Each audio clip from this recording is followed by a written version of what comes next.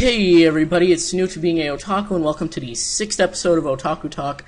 Today I'm being joined by the bigger reason of why I'm actually making videos now. And your name is, good sir? Nightwing, or Kwing, whatever you want to call me. Yeah, that guy. Okay, so Kwing, I just want to say thank you so much for coming. This is, really, really cool for me. You're a big inspiration for me. And it has actually been a while in the making, so thanks that we, actually got to do this. Yeah, no problem. Thanks for having me. Alright, let's start off with the questions. The first one I have to ask you is, because I do know that you watch anime, do you have a favorite anime? That's hard. I've been watching anime for 20 years. I guess my most watched anime is School Rumble. I tend to watch that one at least once a year. Really? Aside from the OVAs and things like that. I just really enjoy it. A lot of my material is from School Rumble and things like that. Characterization of myself. I feel like I'm a mix between Harima and can't think of his other name. It's not. Oh man! Wow. My friend actually. Kurasama, that's it. Kurasama. Harima and Kurasama. You kind of scared me there. I was starting up. Okay. I just finished watching like 6 animes recently. Shauna. Kalido Star, Aiyoshi, Outlaw Star. So I have like all these different anime characters in my head at the moment that I can't think of everybody, you know? Alright. Frog, yeah, I did that one recently too. Oh, I love Sergeant Frog. Sergeant Frog was a great show. I only watched the dub version though, so I only got to see the first 78. Oh, the dub version is so good. It's so much better than... I mean, the Japanese one, they have so many inside jokes that are based on Gundam and things like that, stuff on, that their culture is. And our stuff, they threw in, like, Dark Knight jokes, there's Star Trek jokes. Yeah. There's Star Wars, there's all kinds of stuff that fits into basically my entire life for almost 30 years, so...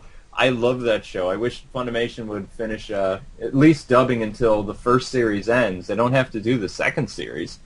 They don't have to do like all 400 episodes, but do a complete ending to season 1 or series 1. What I heard, and I'm not sure if this is true, but I heard they were trying to get the rights for season 4, which was they ended at season 3. So Yeah. Last I heard, they were trying to get the rights, but I'm pretty sure they've been trying to do that for a while now. So. Well, they're releasing season 3, the complete thing on. Yeah, but they did that with the volumes, so I don't really, see that as a big sign. That they're going to release season 4. Don't tell me these things. Oh, well, I don't know. I need to tell you this. It's an amazing show. It is an amazing show. People need to watch it. People listening to this, go watch it. You'll love it. If you have Netflix, it's funny. streaming now, so definitely go. And don't do it illegally, because that's bad. Yeah, don't do bad things. Unless you have to. Okay, on to my next question, and this doesn't go for just anime, but maybe I can get an answer for both here. Do you have a favorite voice actor / actress? Oh my goodness. That's also very difficult. I really like Steve Bloom. He was huge inspiration and part of the reason why I want to get into voice acting. I also really like Peter Cullen and Michael Bell. I really like his work, especially back in the 80s. Townsman, Michael, is it Michael Townsman? I can't remember. The guy who played Michelangelo in the 80s. He was also a big inspiration. And Tony Oliver, definitely, from Robotech. Love that guy. He was great. Alright, I think my favorite voice actress of all time would have to be Tara Strong, just because of all the stuff that she's done. Oh, Tara Strong, yeah, Batman the Animated Series. That's right. Anime. Tara. No, I said this goes for both. Oh, okay. I really like Kevin Conroy. Tara Oh, Strong, yeah. How did I forget Kevin Conroy? Oh my god, wow. Lucy Christian. Mm-hmm. I remember that one guy. There's this one voice actor I really like. He was part of the Ocean dub. He played Alistair in No Shana. Can't remember his name. He's really cool though. He's done a lot of anime, and I really like the guy who did the voice of Zex Marquise in Gundam Wing. He also did the original Vegeta. He's a really good voice actor as well. And Scott McNeil, he was pretty cool. All right. So I have a lot of favorite voice actors and actors, but if I had to choose from voice actor, it's instantly tied between Crispin Freeman and Johnny Young Bosch. Oh, Johnny Young Bosch, yeah, the second Black Ranger. That's right. That's right. I actually looked that up because I never watched the Power Rangers when I was younger, especially some of the older stuff. I watched it until Jason and Trini and Zach were kicked off the show, and then it's like I came back and watched Power Rangers Zeo and stayed. Well, no, I didn't watch Turbo at all. Once Jason came back as the Gold Ranger, I watched for a while, gave Saban some ratings. Then I dropped off the show until I heard about how interesting Power Rangers in Space was. And that was the last show I think I watched from almost beginning to end. I'm trying to think. I was in some kind of high school. I don't remember what grade I was in, though. As a younger child, I never really watched Power Rangers, and I always thought it was so weird that they had like a new series out almost every year of some kind of different gimmick. I never really got into it myself. I'm sure I would have liked it, I just never really got into it when I was younger.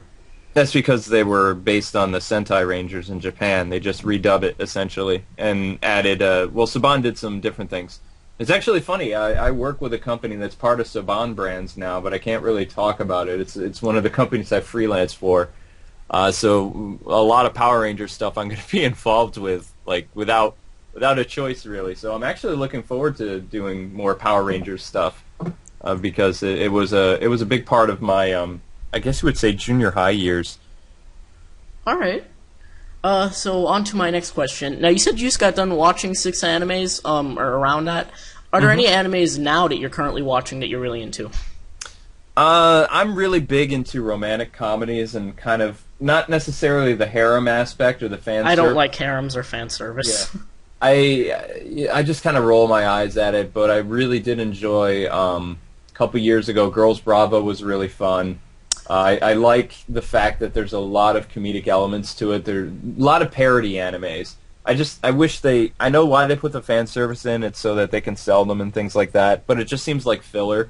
Because the actual story elements are really, really interesting. Although Shuffle really took me I was like, whoa, that one girl, just having a mental breakdown and trying to kill the other girl. It was like, whoa, this is completely different how the series started out. But I found that most romantic comedy animes or harems, they have a lot of mixture of comedy and dramedy in it that really is completely different than Western shows. I can't even really watch Western shows anymore because I just don't get that sense of fulfillment after watching an anime. Unless the anime has a really lame ending like Comic Party Revolution, which I just finished a little while ago, where you had the two Mizukis, dark and light, that were just completely random and it didn't make any sense. And then it says, to be continued.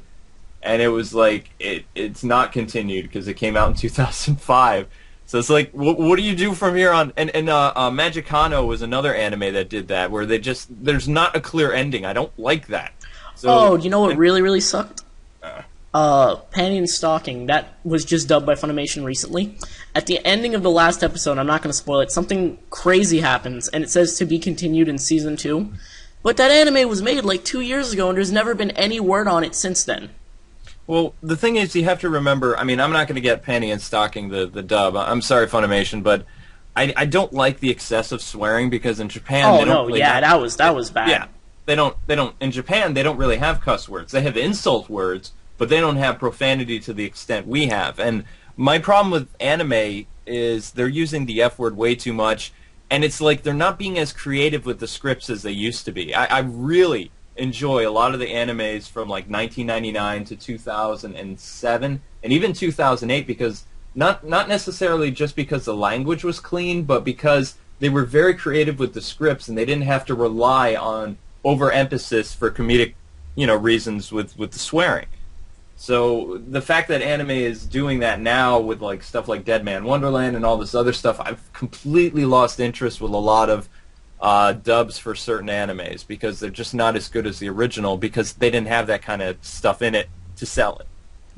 See, I think that profanity and stuff like that can really ruin like my experience with certain stuff because, for example, there's certain shows that I'll watch and because of the profanity or the fan service, maybe I won't watch them in the living room for certain reasons, seeing as my brother could walk in and say, oh, what's that? And then I'll say, I have no idea. This is terrible. So, I mean, there's just something about it that really, really annoys me when they just go out and put that extra profanity in there and it's not even funny or anything like that.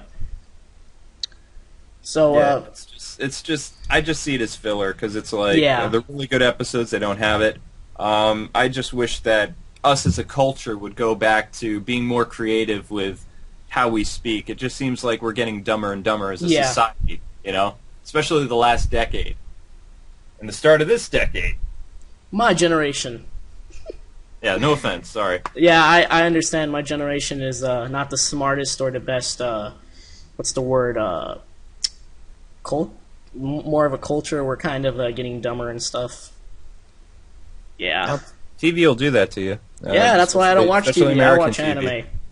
Very, very influential. Yeah, stick with anime because at least you've got another... Oh, I would say... Actually, I don't even know if they'll ever be completely westernized in Japan. They're still very...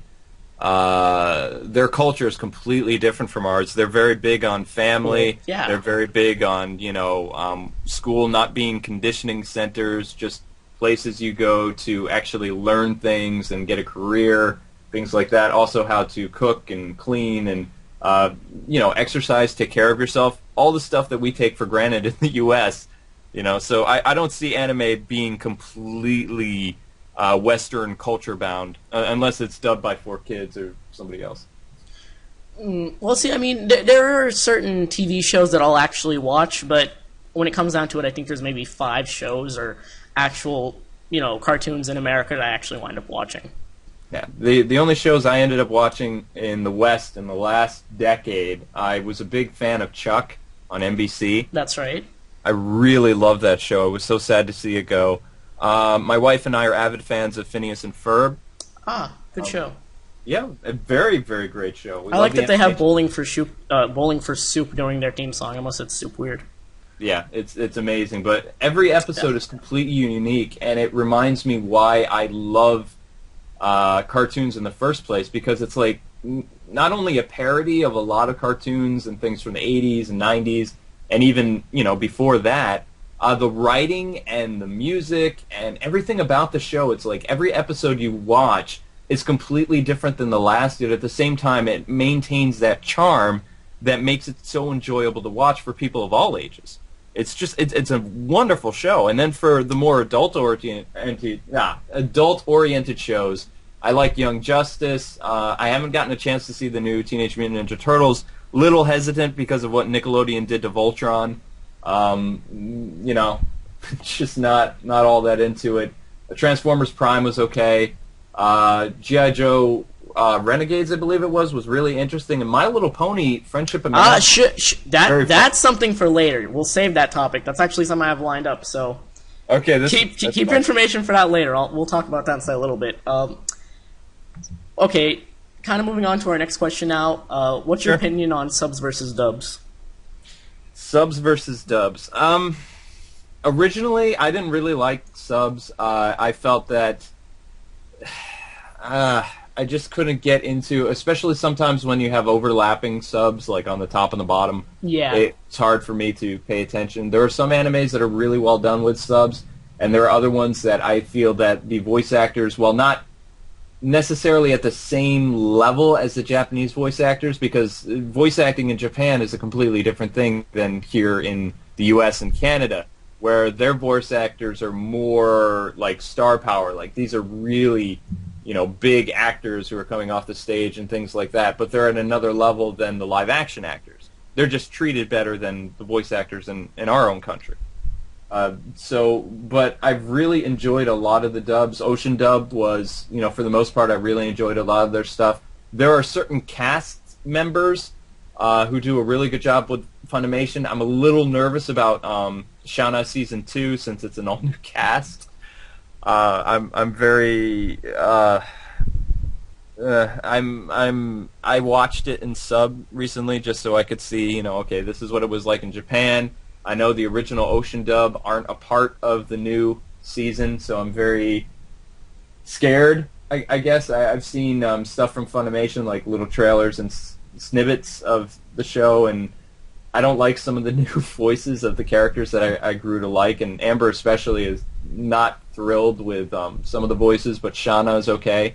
She really likes that show. She calls herself a flame haze and things like that and wants a sword. So, yeah. It's dubs are, it all depends on who does it and the actors that you get involved. You can be really surprised by the end result Whereas subs, it's going to take some time to get used to because if you don't know Japanese and things like that, certain things they'll be saying will be lost if you can't pay attention to what's being written. See, I've voiced my opinion on subs versus dubs before, but another thing that I didn't really take into consideration, and I'm kind of noticing it more now, is that I like to watch certain subbed animes that are new, like current, because like Sword Art Online, for instance, is an amazing anime, and if I don't watch it subbed, I have to wait like a year to watch it dubbed, which I actually will be watching it once it's dubbed, just out of curiosity for the voice cast. Yeah, and they also changed the scripts too a little bit. Yeah, that's right, but.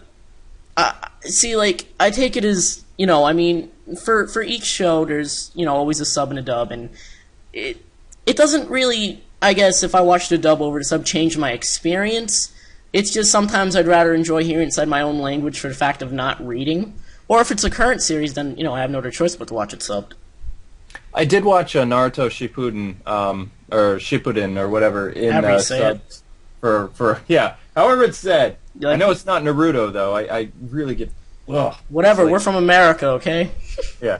So, Naruto, I did watch the second act a lot in subtitles, and then even with the uncut anime in English, it's like I just can't watch it in English. So I still, from time to time, when I have time, I watch it subbed, and I'm really grateful that a lot of Japanese companies, especially animation companies, are making subs available within several days of it releasing, on TV. That didn't happen even 5 years ago. So this is, the last couple of years, it's really cool that they do that. Because it widens the audience of the show. And hopefully makes them make more seasons. So. All right. So moving on to my next question. You did say that you started watching anime 20 years ago, but this is a question I have to ask. How old were you when you first started watching anime, and what was the first one that you watched? Oh my goodness. Well, you do realize that a lot of the shows in the 80s were done by animation studios in Japan, right? Well, yeah. Yeah, even Batman the Animated Series was all Japanese animation. I guess the very first anime that I saw would be it would be a tie between Robotech and Transformers. All right. I guess that's all for that subject, so I'll be moving on to my next question. Do you read manga? I do not read manga, no. I tried to a couple years ago, but I couldn't get the left to right, right to left, whatever it is. It was just, after reading comic books for so many years, it's too confusing. Especially with dyslexia, it's like, okay, so I'm supposed to go here, and then you do it one way, and then the other way, and it just, everything would get all jumbled up, and it's like, no, I can't do it. I'd really want to, because I wanted to continue My Bride is a Mermaid, the manga, because the series kept going. I wanted to continue Kaze no Stigma and a couple other animes that I really liked that are still going on in the manga, and I wanted to continue the story, but I can't because I can't read them. It's too confusing, and sometimes they mistranslate them in the subs too, so it's like, yeah. I understand what you mean, because when I first started reading manga, it was so confusing for me, and I'm pretty sure I read the book wrong and actually had to go back later to, fully understand it. But I think, well, because, each manga and actual anime series could be two totally different things, or, sometimes they're basically the same. But I see what you mean. It kind of is hard to transition from, reading the left to right to left, so I do see what you mean. Oh, actually, something that I need to mention, as people from my channel would know, I am a gigantic Haruhi fan. And I think it was your Mario Sports review. I think it was that one. You said that you didn't like the soundtrack or something, so you would play J-pop to it. And you played God Knows from Haruhi. And yes. I actually tracked down that song because you didn't. I don't think you said which one it was, but I had to find out. And the song that I found of the actual song had a picture of the show on there. So in some way, it's thanks to you that I actually watched Haruhi. Oh, that show was really good. I have not seen the second season because... What? Yeah, I'm totally confused about... Oh, man. Whoa, wait a second. Wait. I heard the second season was just a remake or like a repositioning of everything. I'll explain that to you. I'll explain it. Okay, the second season was... Well, at least when they aired it in Japan, it was a mix between the first season and the second season in chronological order because, as we all know, that timeline is so messed up. Yes. So what they did do was the Endless Eight, which hopefully you know about that. That was 8 episodes of the same thing in a row. But that was actually a storyline. Now, they did do that different inside the manga and the light novels, but I actually enjoyed it, which a lot of people didn't. I'm going to say right now, you can watch the first episode of the Endless Eight and then skip to the last one and you're not really missing much. But the first episode, I believe, of the second season is Bamboo Leaf Rhapsody. That is one of the greatest things I've ever seen. I recommend that you go ahead when you have the time to immediately watch the second season. Okay. Oh, have you seen the Disappearance, the movie? No. See, alright. That wouldn't make sense if you didn't watch season 2. Now, the movie is pretty amazing. It's like, if you don't like season 2, then the movie will make up for it. So is season 2 basically like filler? I don't want to say that, but oh, you're making me say bad things about my favorite anime. Oh man. Well, it's definitely not my favorite. I don't want to say that, but one of my favorites. Yeah. Endless Eight was pretty much all filler. Because this is the problem I have with a lot of animation companies. The only exception with Full Metal Panic, I really liked the Full Metal Panic second spin-off series that was all comedy-based. I can't say it. It's like Fumufu or whatever. Yeah, something like that. But it was all filler, but the whole series was supposed to be filler, so that was the idea. I didn't like the second raid. I couldn't get into it because it didn't have the charm of the first series, and they were trying too hard to be like this dramatic, really violent anime, and it just felt like everything was lost in translation. And I've been waiting because there are things that a fourth season is very possible about Full Metal Panic, because they're still trying to complete one chapter or saga in the manga, and then they'll go and they'll animate it, which is why it took so long to have different versions of the series, from Full Metal Panic to the comedy thing, and then the second raid. Those were all based on different mangas that ended, and then they went, while another one was working, they went and redid that in anime, which is what they do in Japan sometimes. So it's not uncommon to wait 8 or even 9 years for another season, if the manga's really popular. So the hope for a third season of Haruhi still lives on. Which I doubt it'll happen. Unless the guy said he's actually done with it. The guy who does Full Metal Panic, he didn't say he was done with it, because he had big. I guess some of these manga artists really or creators. They actually have a role in the show, like the animation. Yeah, a lot of times. They'll devote all their time to that instead of writing, and then they'll go back and they'll finish whatever. They'll take a hiatus and things like that. But if they're really not involved with the project, and there was like 1 or 2 seasons, then yeah, that's it. I actually don't know how much role Mr. Tanagawa played when Haruhi was being made, but I'm pretty sure that the series is still going on from light novels and manga. It's still going on inside Japan, I know that. And we're not even catched up here in America yet, so, well, as always with all manga, but I know they're going to be continuing it for a while, at least. I'm not sure exactly where they're at right now, but pretty sure they're going to be continuing it. And there's a lot of stuff that they did not get to do inside the anime, so yeah, I would like to see that.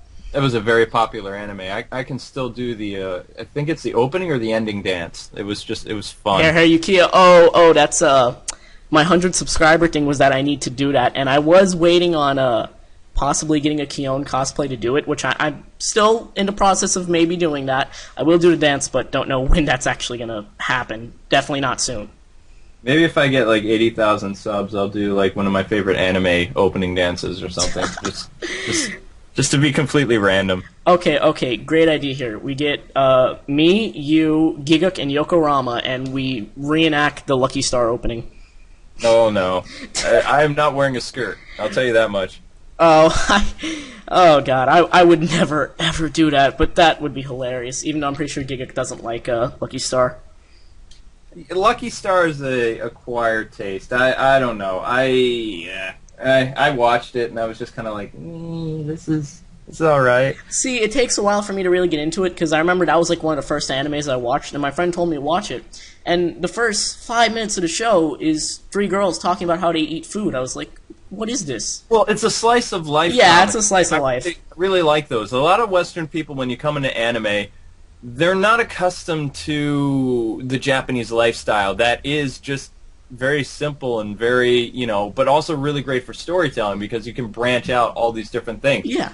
You can have an entire episode revolved around like bathing, which Japanese people bathe a lot, probably more than we do because bathing actually helps relieve stress. In the business world in Japan, there's a lot of stress. It also helps with sleeping because of it does something to your body, so it's easier for people to sleep. That's why in anime you see a lot of people like after dinner they take a bath and then like by 10, 11 o'clock they're out like a light. Even before that, it's because taking a bath actually does that.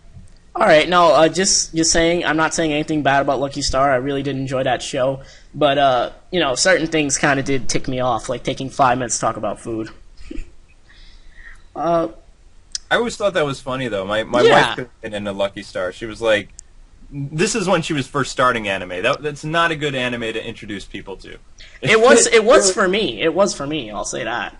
Yeah, it all depends. I mean, you want to really. I think School Rumble is the perfect anime to get people to be built upon, especially if you want to get into the parody or the comedy or even the romantic comedy thing, because it really doesn't take itself seriously. And then from School Rumble, you can branch out into other type of things like Vash the Stampede, or excuse me, Trigun. You could do Outlaw Star. You could go into Tenchi Muyo. You have so many branching points because of that series. Well, because it parodies all kinds of different aspects of those shows. But at the same time, any anime you introduce to someone, it all depends on the person. Because maybe someone's not into, comedy, slice of life, or, whatever. And maybe they would be more into an action anime or, something different. So, to me, it also depends on what kind of person you're introducing it to as well. I will say this. Most of the people that I've introduced to anime, I've started with School Rumble. And I started with another anime. I started with Robotech. It was Robotech and School Rumble. All the people that I introduced to School Rumble, they still watch anime to this day, and they branched off their interests into totally different things. Well, yeah. I don't know how they went from School Rumble to that zombie high school. High School of the Dead. Yeah, I still don't understand it. They're like, oh, it's funny and it's action based, and it's like I've heard it's just like all horror based, and I don't like horror animes. So, but yeah, I introduced a good number of people since School Rumble was dubbed over here in the States to School Rumble, and they're still avid anime fans to this day. So I really give a lot of credit to School Rumble because it's a very unique anime. That's like, it's just, until I saw it, I don't even know how I got introduced to anime. I think it was through Excel Saga, like through Funimation or something, or ADV Films. And then, yeah. I actually do have a really funny quick story about introducing someone to anime.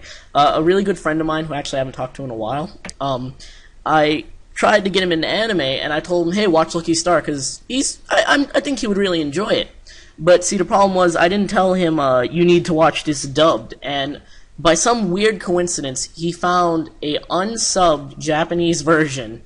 And he texted me back, like, you understand what they're saying? And I'm like, oh, God. I think that pretty much threw him off from all anime forever.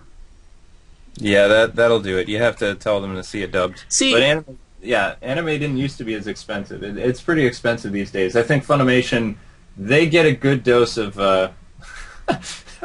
of my hard-earned cash because Funimation likes to steal my money.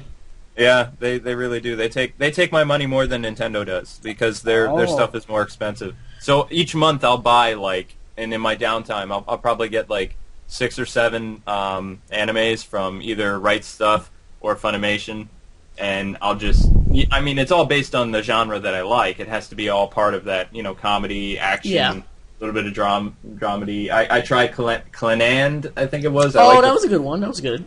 I like the first season. After Story is kind of... After Story was a totally different thing. I'll say that. Yeah. It was wow. Yeah.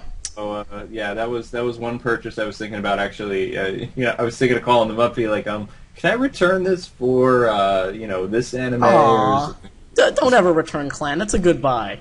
Not After Story. Oh, After Story. Yeah. Return After Story. It depends on your taste, and After Story was just totally different. I enjoyed it, thought it was really good, but definitely different than the first season. It's very depressing. It is. It's a depressing... I wound up getting really depressed from that show, but it was also good storytelling. Yeah, it was very good storytelling, but it was like, yeah, that's... It's an emotional show. when it gets to After Story, at least. Yeah, it's a complete mind like shuffle. Yeah. It's like it starts out this way and then it goes, whoa, what are you doing? Yeah. One thing I do want to recommend for you, because you said you're throwing a lot of your hard-earned money at Funimation, they do have a really excellent streaming service. I mean, almost everything they have you can watch online if you're, I think it's an elite subscriber or something like that.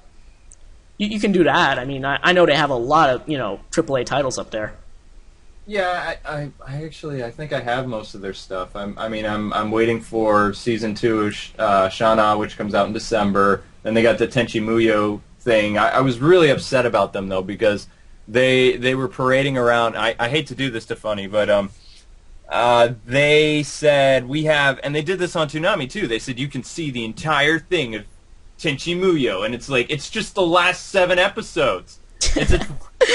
It's a 27 episode series, and it's like, okay, now they're going to release the OVAs and things like that, but they still haven't released the rest of the stuff, and it's like, you can't go and say the complete Tenchi Muyo Ryoko series when it's not the complete series. It's missing 20 episodes. It's like, oh, I hate when they do that. Okay, because we kind of need to hurry this up. We're up to the 30-minute mark here now. Oops. I'm going to actually recommend 2 animes to you.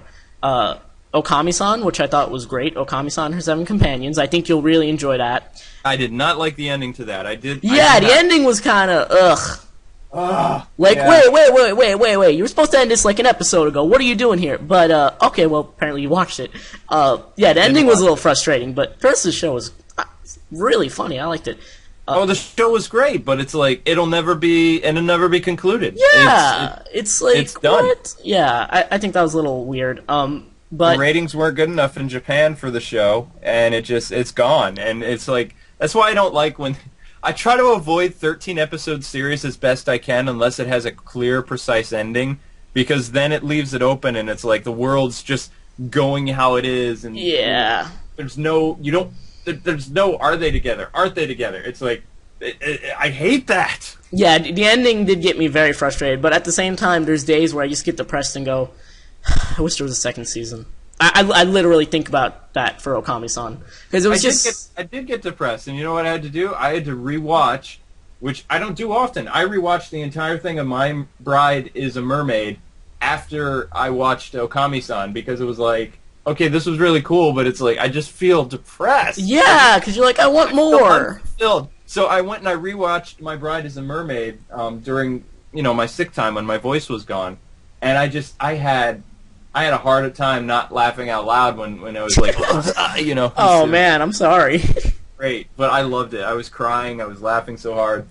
I really needed that. So one anime that I actually recently watched, and you might have watched this knowing your taste, Baka Test. Yes, I love that. I'm still waiting for the second season. It's going to be dubbed in December, I believe. I'm waiting to watch the second season. Yeah, December to release. I didn't watch it in subs because I really like the English cast more than the Japanese it's pretty. I'm also waiting for the dub, but no, yeah, they're going to release it on DVD in December, I believe. This December, I think. I'm pretty sure that's what I read. Hey. Very excited by that. Yeah, very excited. I know about that. My wife will be excited because she likes Baka no Test too. Yeah. Okay, now we spent our 30 minutes talking about anime, so now we're going to move on to video games, which is probably going to be a much shorter topic. I do have a couple questions lined up, so we'll start with my first one. What games are you currently playing, not for reviews or Let's Plays, but, just for fun? Fun? Well, video games are meant for fun, K-Wing. They were a long time ago. Well, apparently K-Wing doesn't like fun, people. I love fun. Doesn't sound like it. You were growling at the word fun. You're like, ugh, fun. Well, it's because I guess fun for me is anime now, because I don't really... It's hard to say that I get excited for playing games. I've been doing this journalist thing for almost a decade now, and I have the mind of a critic. Every game I play, whether it's old or new, I have the mindset of a critic. I'm critiquing the game the whole time and taking notes on every game I play. And it's just, it's work. It's work now. Video games are work for me. It's just, that's what it is. I still love a lot of the games that I've worked with over the years and games from my childhood, but I've already covered them pretty much.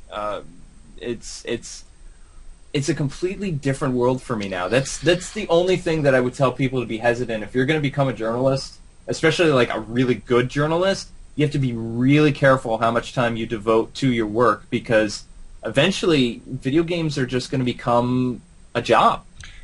See, just like beta testing. There are a lot of people I knew who were beta testers for the N64 and GameCube and PS2 era, and they don't play games anymore because they just got sick of it. Because a beta tester would have to play the same level over and over and over and over again for like a whole week until they found bugs and glitches. So, you know, even once they got the full game to play, that game lost its charm to them. See, because, you know, I review anime. For me to make an actual video, it's a 3-day process. So I'm hoping anime doesn't turn into that for me. I don't think it will, though. At least I'm hoping not. It didn't. I mean, here's the thing. People, I just got a question today.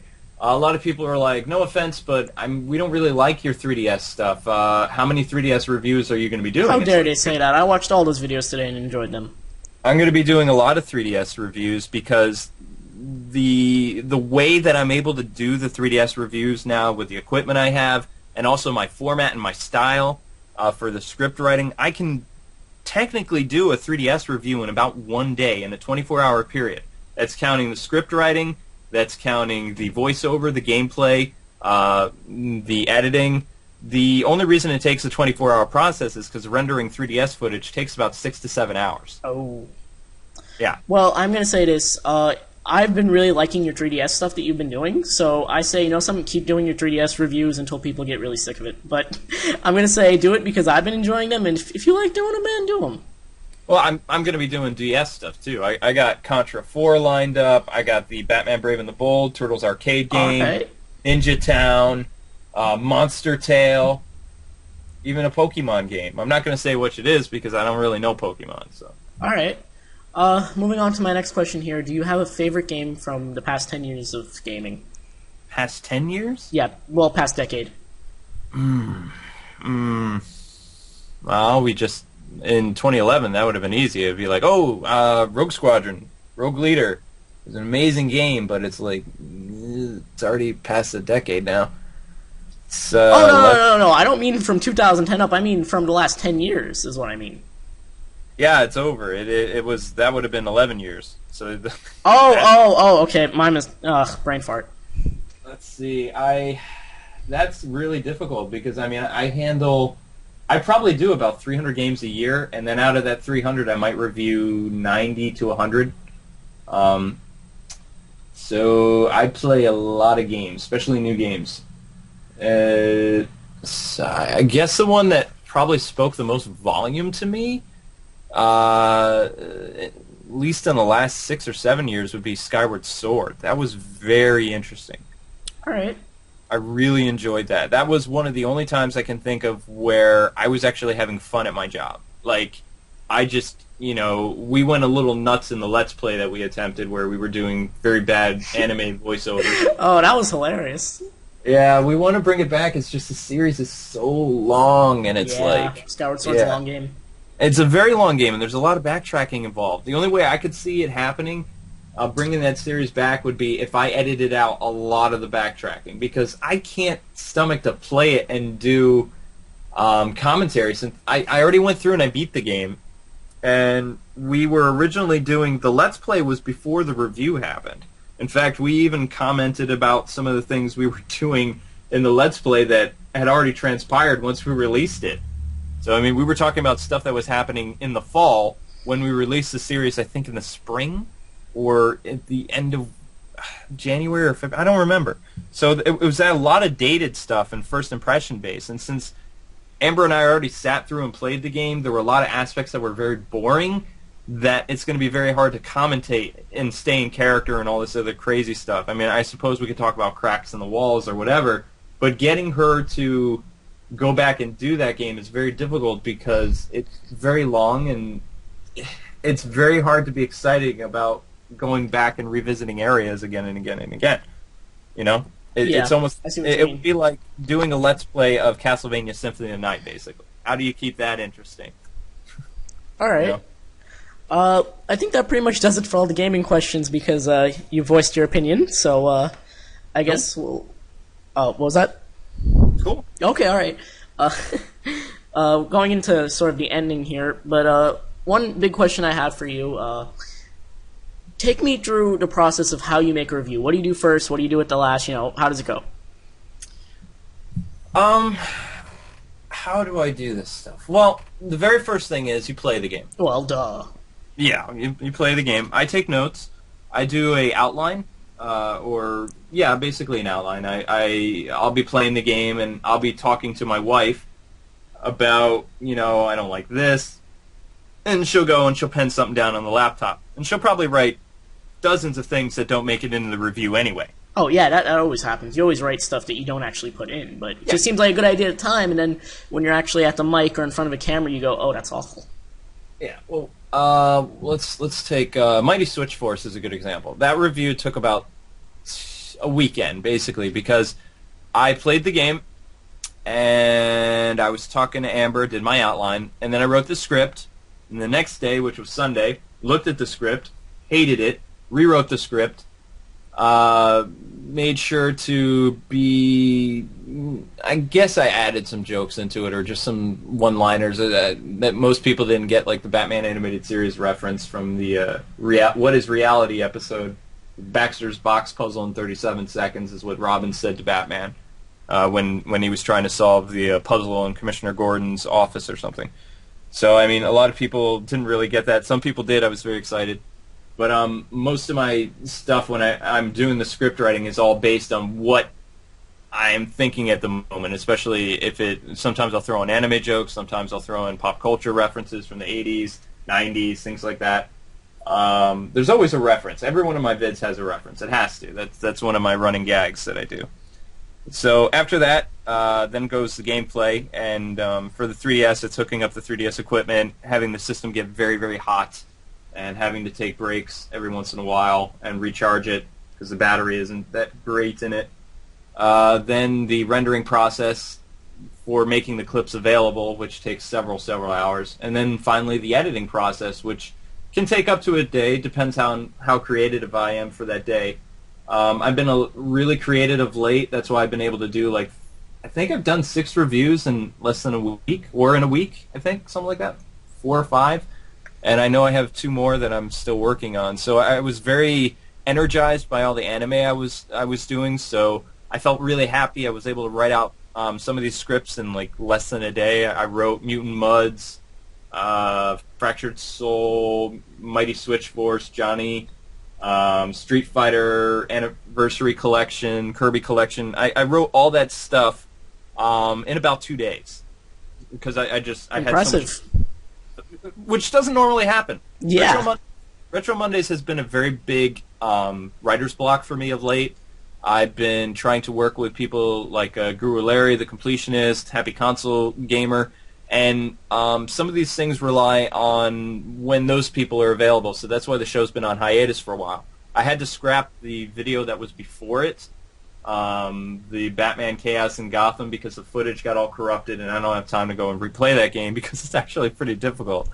And I would have a different mindset when reviewing that game again because it wouldn't go with the script and voiceover that's already done because the gameplay footage would seem kind of angry or I'd be more hesitant where the character would be pausing and then people would make fun of the gameplay. And I have all these things going in my head when I'm working. So that's why some reviews just get scrapped and things like that, is because gameplay can look angry and like I'm not having fun playing it. And that's the whole point of Retro Mondays, turn your Monday into a fun day. So if stuff doesn't work with what I'm doing, it just gets killed. All right. For me, certain things are a little bit, kind of, frustrating. Whenever I do write a review, a lot of times that entire review just gets scrapped. I was doing a review for Bakano, and I wrote up a gigantic script. It took me 3 days to write the script alone. And then I recorded it a dozen times, my actual, review in front of the camera, and I looked at it and said, no, this isn't what I like. So a lot of times I actually wind up just throwing away scripts and saying I'll do this later. I was going to do a Scott Pilgrim thing. That was going to be a really big video. That completely got ruined, and I just said I'll do this at a later time. So I do see what you mean. Yeah, I had that mindset too when I was younger. I'll do this at a later time, but usually since I'm a perfectionist at what I do, which is both a blessing and a curse. At least my manager, he was just like, I think you're a perfectionist, which is good because my manager at the game station, he's like, you know, it's very good because it's very different type of content. It's very well done. So it just sometimes it's bad for my audience because they're expecting a certain game and it never happens. Like Rune Factory Frontier in 2009, and Twilight Princess back in 2008. All right, we're going into one of the last questions here, and this is something I have to ask. Where do you hope to be inside your career 10 years from now, and what is the best advice you can give to someone wanting to be a journalist? Well, in all honesty, I think the journalist stuff is kind of playing itself out. I've been doing it for well over... I started in 2003, and then I started the video editing aspect of it in 2007. So I've been writing for a very long time. There comes a time where every journalist comes across either writer's block or stifling of creativity and just not the will to do it anymore. So I'm looking for other venues to tackle. I'm studying the art of documentaries right now, and the show that is eventually going to take place of my video game content is going to be Cartoon All-Stars, and then I'm going to have an anime show that I'm working on that's nowhere ready to release yet, but I have a lot of stuff that I want to do because since anime is now my hobby and what I really enjoy and my passion, I'm setting up the future to do cartoon and anime stuff. I am very excited for that, I'll say that. Well, yeah, but the video game stuff will be less and less other than Let's Plays. Also, I am, since I do have some, I wouldn't say screen training, but I did do some drama and theater stuff in high school and college, so I do have the means to do some voice acting, which I am looking into from both my manager at the game station, and also I'm looking at an agency in Boston or New York where I can start doing some demo tapes, so I'm going to be getting involved with voice acting, and my goal is to have some type of either a bit part or some type of role in either an anime or in cartoon by the time I'm 32. All right. Best luck to you on that. I would definitely love to see that happen. I really think that's going to happen in some way. Will be involved with doing more voiceover stuff with Lore and also some other YouTube agencies for animation stuff because I'm trying to get into that because, like I said, I can't, as much as I love video games and I love the journalist aspect, there's a lot of stuff that people don't know about journalism that is becoming very bloggish, I guess you would say. There are a lot more people objecting opinion and acting like it's fact, and they're not really doing informational-based stuff. And that's what I do. I like to critique and look at everything I can in a game, and that way of doing things is being replaced by more sensationalist-style journalists. And it's easily being overtaken by that. So my time in the sun with my style stuff won't be relevant for probably, it's going to wean itself off probably in a couple more years. It's just not, people aren't going to watch it anymore. And you're kind of seeing that right now on the main channel with the reviews that have been published. It's just, people are getting tired of it, I guess. And that's just what happens in life. So as an artist, you need to move on to the next medium that you really want to pursue, and for me, that's voice acting. All right. I would love to see you as a voice actor because I remember it was one of your Arkham City videos where you did a whole bunch of little voice acting things. I thought that was hilarious, and I really enjoyed it. Well, thank you. All right, so that basically does it for the part of the review that would, I guess, consider the word otaku or anything like that. And now we're going to move on to another subject that I always talk to people about. But you, good sir, I actually know a little bit about it, at least how you feel about it, so this will make for a very good topic. And to the other people who have always said, why are you doing this, why do you ask people this, I'm just going to give the simple answer right here. I've been getting a lot of, comments saying why. And I'll say it's simply for fun, man. I just want to ask, and I think it would be a nice little thing to add, get someone's opinion on it. And overall, it's just for fun. So here's my question. Okay. I do know, and this was something that we were talking about earlier, I do know that you watch My Little Pony Friendship is Magic. Guilty as charged. I don't think you should be guilty for that, and I'll bring it in like this. A lot of people are always like, oh, My Little Pony's a terrible show or something. It's not meant for the audience that do watch it. And I will say that's a little strange, but I think one of the best things I've ever heard about the show is you put it in the light of saying it's just like Foster's, how you would enjoy Foster's Home for Imaginary Friends. It's like, good like that. So Can you give me your full opinion on the show now? I definitely can. I've watched season 1 and season 2. I think they're doing a season 3. Oh, yes, they definitely are. Okay, they are. Well, that's good. Lauren Faust and her husband have been a huge inspiration to both our cartoon interests over the years and also just the type of voice direction they were able to do. So all their shows that they're attached to, whether it's Powerpuff Girls or Fosters, they're just so much fun to watch because they have a lot of fun making them. You can tell the cast is having a blast, the writers are enjoying it, and it comes out when you see it on the screen. And a lot of other shows, they don't have that. So it's not to the sense that I'm a brony. I'm just an avid cartoon lover, and My Little Pony Friendship is Magic brings together all the things that I love about cartoons. And also all the references and jokes from the 80s and 90s. It's all there. Yeah, you know? I know. Like, how can... I even tell people who are like, it's a show for little girls. It's like, My Little Pony was a show for little girls in the 80s. It was targeted toward girls. The whole thing was about girls, shopping and cooking and all this other stuff. It didn't have any appeal to the male audience at all, and the writing was just terrible. It was so bad. It was like just as bad as Care Bears, or the Snorks. It was a demigraph show. It was targeted to one specific, male or female. That's what those shows were. G.I. Joe, Transformers, very male dominated. My Little Pony, Snorks, Snorkels, Smurfs, whatever, more female dominated. Friendship is Magic is for everybody. It's a well-made show, a lot of fun to watch, and I hope that they have continued success. I really do, because they make watching cartoons fun again. All right. I do want to point out one thing and say I am a brony, and I do have a brony collab channel with a cousin of mine and a good friend of mine.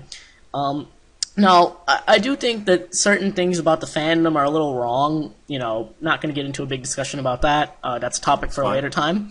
But, as the show is, it's like, just watch it. You'll enjoy it. I mean, there's just so many things about it that are just going to make you laugh. Or, take the first 2 episodes. I'll admit now, those episodes really aren't that funny, but it's a really good story. Yeah, it's... Now I'm thinking about the show. I guess its equivalent, which would be something similar, would have been Batman Brave and the Bold. If it wasn't Batman and they went, with a new original character or something, that show could have been like the next Tick. It had all the means to be a really excellent show, but they made it Batman instead, so then it kind of like got the Batman audience like, Batman can't do this. So it was like, you had all the Nolan people and the Keaton fans and the animated series fans, such as myself. We were all up in a roar, and eventually my wife and I calmed down. We watched the show, and it was, parts of it were really good, and other parts of it was like, eh. But with Friendship and Magic, it's like they understand all the elements that what made My Little Pony what it was, but at the same time, they understood, the writers and the creators, what made Powerpuff Girls and Fosters the shows that people really could watch with family, friends, whatever, and expand its audience. And that's what they took with My Little Pony Friendship is Magic, and that's why they're the success they are with people my age. Thank you very much for voicing your opinion, and that was amazing. Thank you.